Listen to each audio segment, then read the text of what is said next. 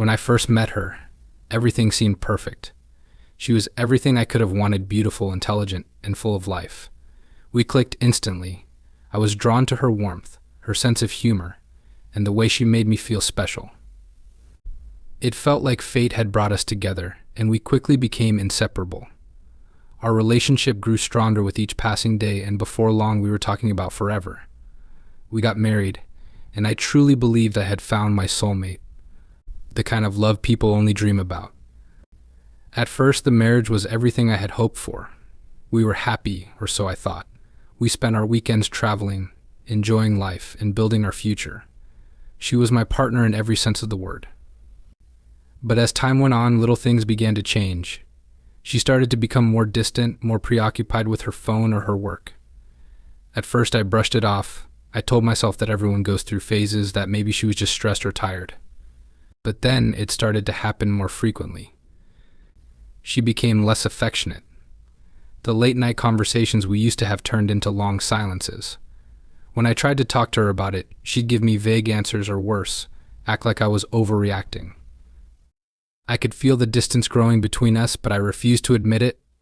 I wanted to believe that things would go back to normal, that she would snap out of whatever funk she was in and we'd be okay again.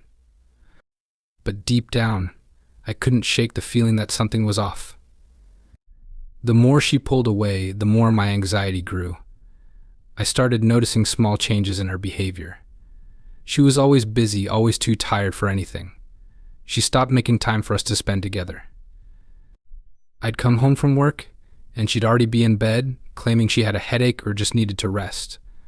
I wanted to believe that she was just going through something, but as the weeks went on, I began to feel like I was losing her.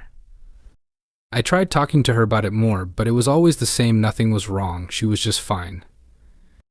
There was this nagging feeling in my gut, a sense that maybe I was being naive. Something wasn't adding up, but I didn't know what. I didn't want to face the possibility that she might be hiding something, that she could be betraying me. But the signs were there, the changes, the secrets, the lies. And deep down, I knew I wasn't just imagining it. The perfect marriage I thought we had was starting to unravel, but I couldn't bring myself to admit the truth. Not yet. It all started when I noticed something odd. She was coming home late more often, acting strange, and her phone became like a vault. At first, I didn't think much of it. People get busy, right? But the late nights were becoming more frequent. She'd leave for work early, and instead of coming straight home after her shift, she'd find reasons to be out. She would tell me she had errands to run, or that she was meeting friends, but the excuses started to sound less convincing as time went on. The lies, no matter how small, piled up in my mind, and I couldn't ignore them any longer. Her phone was a bigger issue. She had always been someone who didn't mind leaving her phone around the house. We had never been secretive about our devices, and we trusted each other completely. But now it was a different story. She became overly protective of it. Whenever I'd glance at her phone, she'd quickly grab it or turn the screen away. If I asked to use it, she'd come up with some excuse not to. The change was so sudden it made me feel uneasy. I tried not to overthink it. After all, maybe she was just stressed or dealing with something personal that she didn't want to talk about. But that voice inside me, the one I had been ignoring for months, started to get louder. One night, when she came home later than usual, I decided to confront her.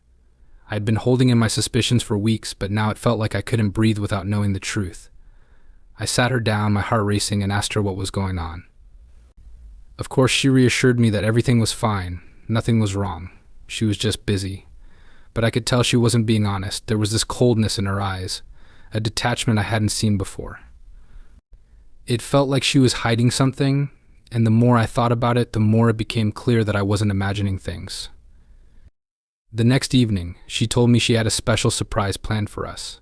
She said she had been thinking of ways to spice things up in our relationship, and she wanted me to trust her. I didn't know what to think. The idea of her wanting to rekindle our connection gave me hope. Maybe this was her way of showing me that she cared, that she was willing to put in the effort to make things work. I didn't suspect that, in reality, the surprise was something far darker. I couldn't have known then, but I would soon find out how deeply I had been deceived.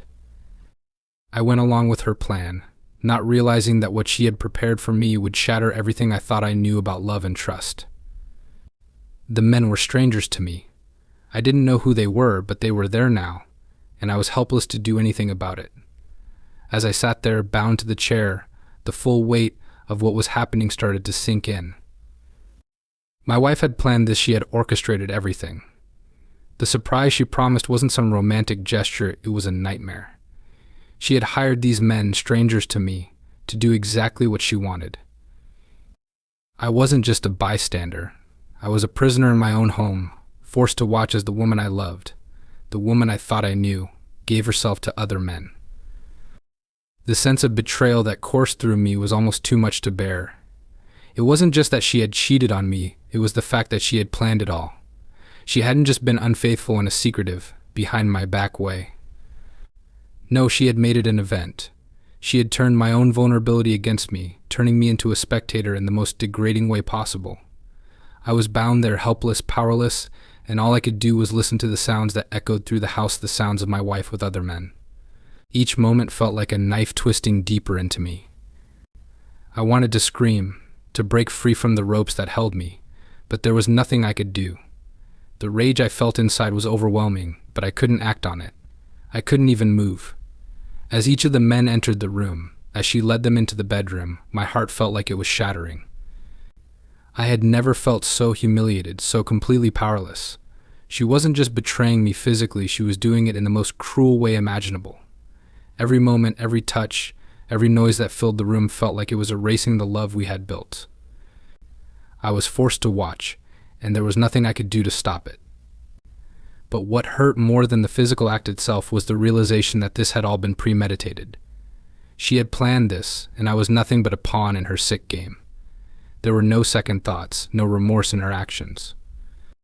It was as if she was completely indifferent to my pain. The trust I had in her, the respect I had for our relationship, it all felt like it had been erased in one single horrible night.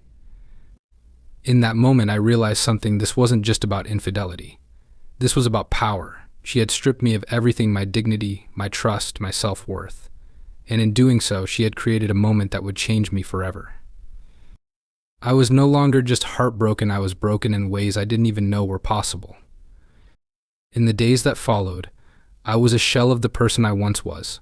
I couldn't shake the images from that night, those sounds, the faces of the men who had invaded my life. I couldn't sleep, couldn't eat. All I could do was think about what had happened, the betrayal, and the crushing realization that the woman I had loved had turned into someone I didn't even recognize. But amidst all the pain, something inside me began to harden. I knew I couldn't just sit there, wallowing in self-pity. I couldn't let her get away with this, and I couldn't let the men who had helped her destroy me walk free either. I didn't know where to start, but I knew I had to act. The first thing I did was start gathering evidence. I couldn't let this be just my word against hers. I knew I needed proof, something solid that would show what she had done. I dug through the things I had, looking for anything that could confirm the nightmare I had lived through. Her phone, which she had guarded so fiercely, became my first target. I went through it carefully, searching for any messages, any calls, anything that would expose the plan she had set in motion. It was like opening a door to a world I didn't want to see but needed to. And as I went through her messages, it hit me harder than I expected. She had been in contact with these men for weeks, setting everything up behind my back. Every message she sent, every word she typed, confirmed what I had already known in my gut. She wasn't just guilty of cheating, she had orchestrated this betrayal from start to finish. The level of manipulation and coldness she had shown was staggering. But the more I uncovered, the more I realized I had to do something about it. This couldn't go unpunished. She needed to face the consequences of what she had done, and so did the men who had been part of it. I didn't want to be the person to expose her like this, but I also couldn't let this slide. I knew I couldn't just confront her on my own, not without risking her denying everything and turning it back on me. I took everything I had, every screenshot, every message, and every piece of evidence, and I went to the authorities. I knew this was the only way to make sure she couldn't hurt anyone else, and that her lovers would face the consequences of their actions too.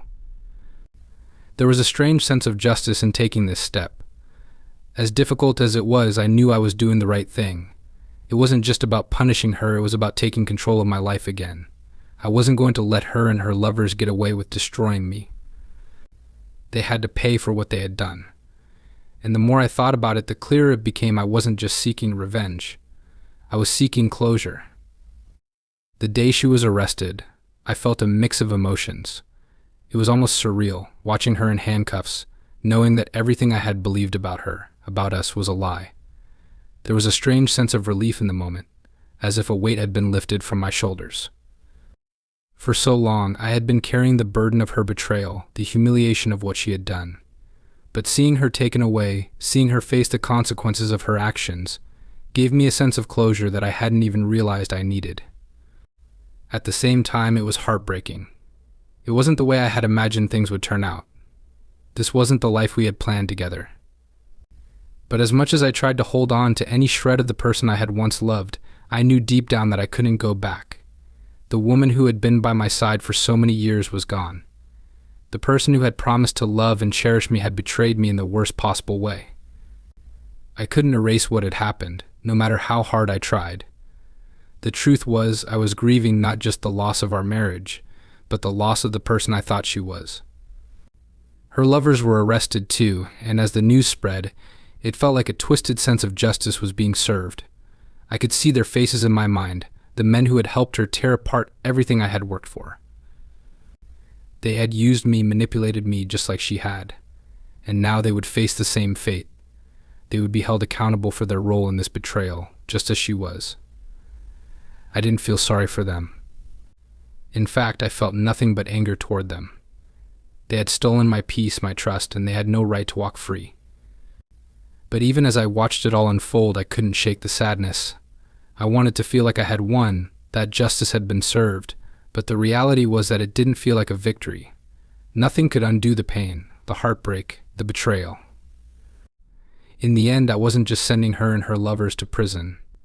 I was sending away the life I had once known, the future we had planned.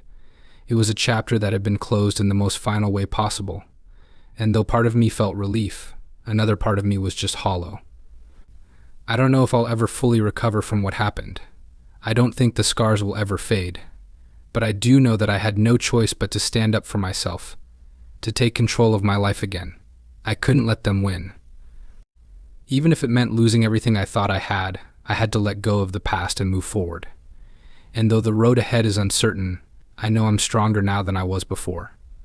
The pain may never fully go away, but I can live with it, knowing that I did the right thing.